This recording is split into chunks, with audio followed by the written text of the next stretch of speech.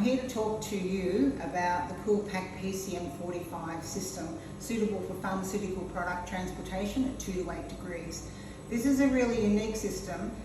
Once you pack this system, it can actually go back into a cool room where typically you cannot do that with water-based systems. This is a universal pack out, which means it's the same pack out all year round. Now I'll go into the preparation of this and I'll just show you how it's all done. First of all, you have to freeze the plates.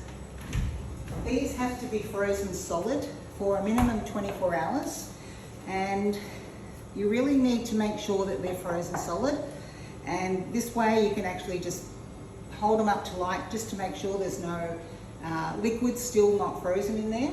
If that's the case, put it back in your freezer until it's frozen solid. They then need to be transferred to a cool room for 24 hours, a maximum of 24 hours or a minimum of 6 hours.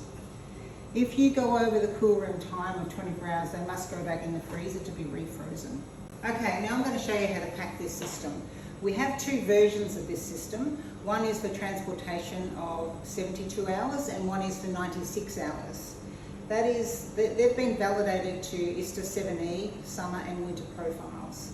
So first of all, we put one of these down the bottom. While I'm packing this, you can see how simple it is. I'll also tell you that all of this is Australian made and manufactured in Doveton, in Melbourne, and Australian owned and manufactured. This here is actually your product space. You get the whole space there. For the 72-hour system, we put one plate there, and we put this PE sheet which just stops any movement of that plate during transportation. For a 96-hour transportation, we put an additional plate on top. That will allow you to transport your products for a minimum of 96 hours. Then the lid's put on, and it's pretty much as simple as that.